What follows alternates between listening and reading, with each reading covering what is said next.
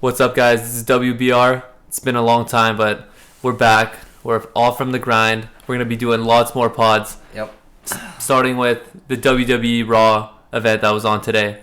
Sheamus versus Romain Reigns in the main event. And then Vince McMahon was the special guest referee. How did you see this one go down? What did you think?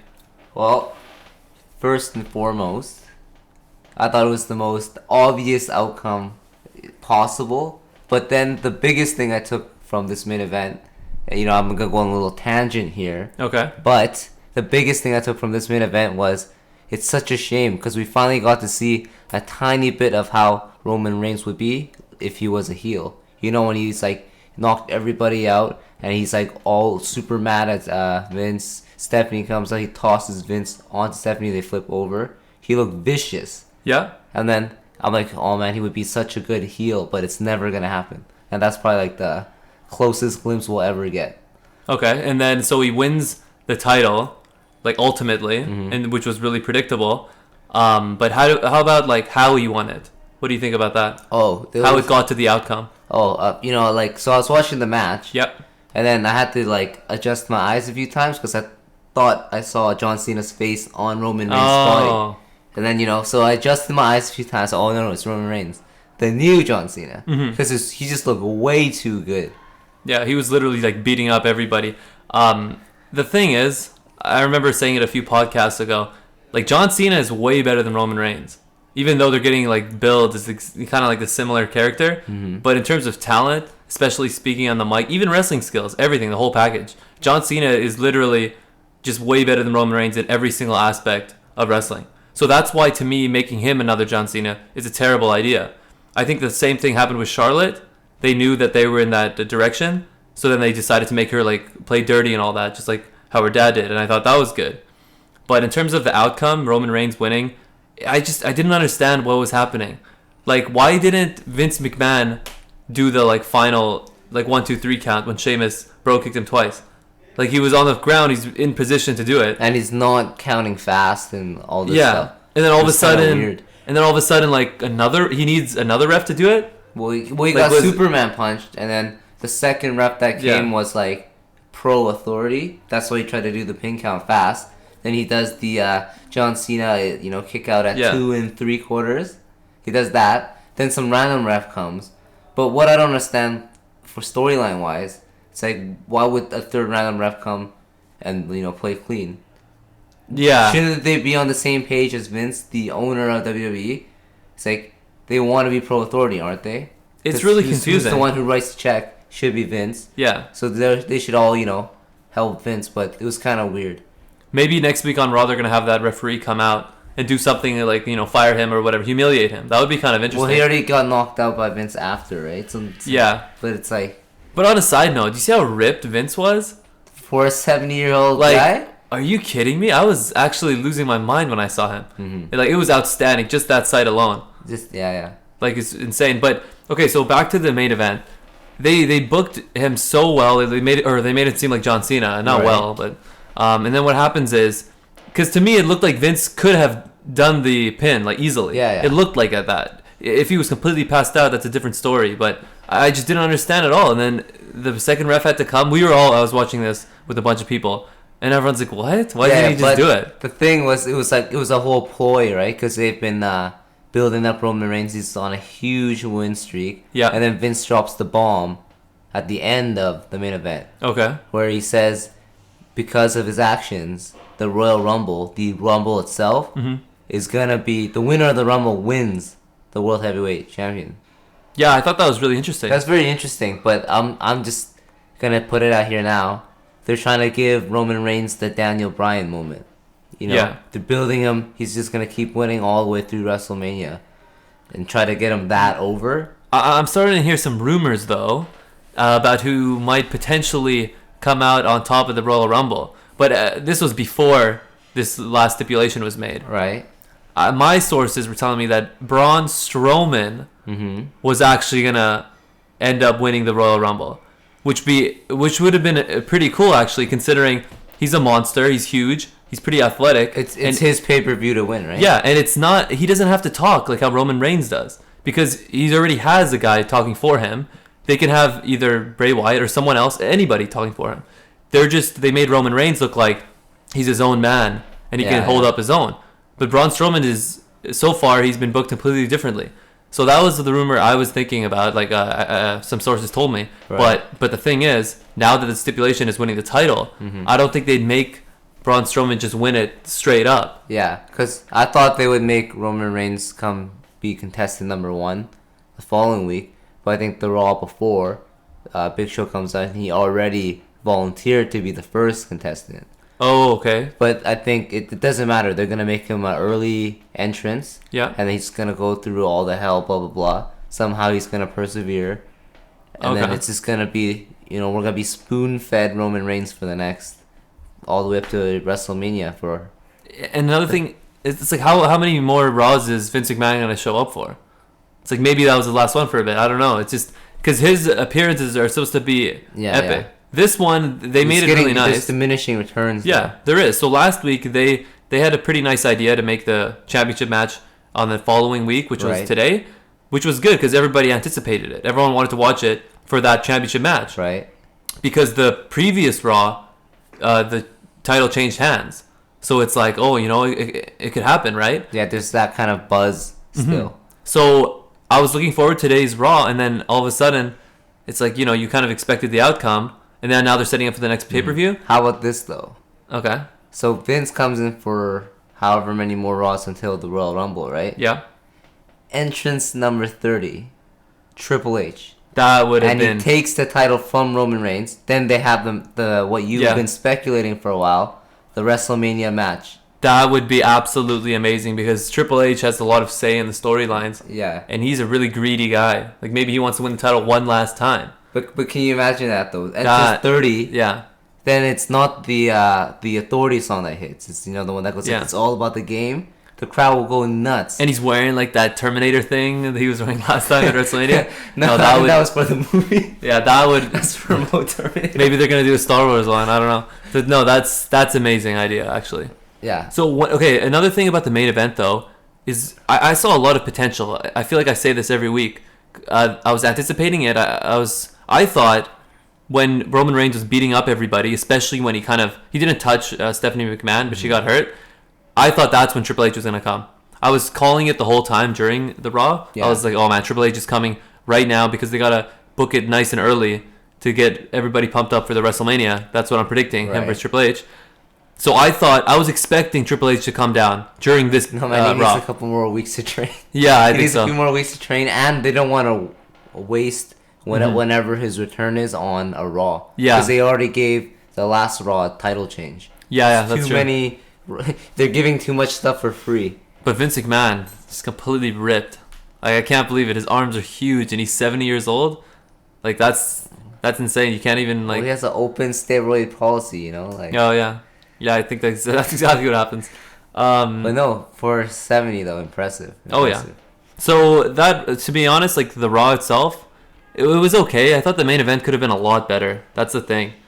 I really thought the potential was so high. Like, if Triple H showed up, I know they don't really want to waste that, but other things could have happened.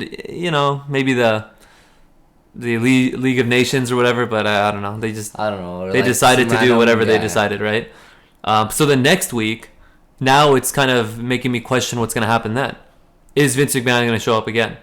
I don't want him to anymore, just because I would love to see him. They might use the same excuse how, he's hurt from the previous match. Yeah. 70. So they're going to do like a 3-on-1 handicap match. Yeah. Wear him down, all that. Wear him down. He comes out victorious. Yep. He has a huge head of steam heading into the Royal Rumble. Yeah. But basically every pay-per-view, the odds are stacked against him heavier. Mm-hmm.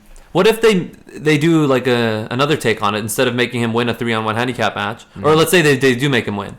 But then all of a sudden, like, the League of Nations comes and just destroys him and, like, puts him through tables and cinder blocks or whatever, and then the Raw ends like that. It should, but I don't think... Because then the crowd will be like, oh, way. Man. Yeah. Like, our hero. He never... Yeah. And then they do that maybe, like, twice in a row before the pay-per-view, and then the pay-per-view he wins. Yeah, but WWE needs to learn that, like, it's hard to cheer for a hero who's always winning. Yeah, it really is. Like, sure, he's put through adversity, but when he consistently triumphs through this adversity, it's like, okay, now he's just a superhero. He's not our hero. Yeah, exactly. I completely agree, man. It's like the opposite of Bray Wyatt. He can't win a match. Roman Reigns can't lose a match. They need some like middle ground. They just level it off. Bray Wyatt wins. Right? Bray Wyatt wins a couple matches. That would be good for business, good for him and his character. Roman Reigns loses a couple matches, and then all of a sudden, like, he wins against the same person type of thing. They don't do that anymore. But I think this psychology, they're really tailoring it to the younger audience. Children always want to see Roman Reigns win. They're not going to like the Raw or the results of Raw if he gets beat up. What you're saying, put through the cinder blocks. They're going to be like, disgusted, blah, blah, blah. So, like, because they want to get Roman Reigns the most over as quickly as possible. So they just keep letting him win. Because half the fan base that cheers for him are younger, you know, kind of the John Cena. That's a good point. Like, because, you know, when kids watch it, or younger audiences in general, they see it just on, like, face value. They don't look at it, like, in depth and, like, storylines and all that, like how we would, right? But, yeah, that's a good point. It's just when someone wins, there's got to be, like, reasons behind it, storyline, development, and all that. Yeah, but and you're right. Kids don't see that. Yeah. They just want their favorite guy to win. Yeah, exactly. Yeah. So, to be honest, I'm actually looking forward to next week. I was looking forward to today's Raw. You know, not too bad. Like, the main event could have been better, but next week, I'm actually excited. They didn't really plan anything for next week yet. Well, they left a lot open. They left a lot open, but they're struggling to book, like, 3 hours. Yeah, they really are. And then NXT, on the other hand, is doing great. Yeah. But so NXT has more of, like, the older hardcore model, right? Yeah. Kids don't watch NXT. Yeah, they don't. Only the hardcore, so they can book it and tailor it a little bit differently. Yeah, so it's really interesting to see what they're going to do in the future.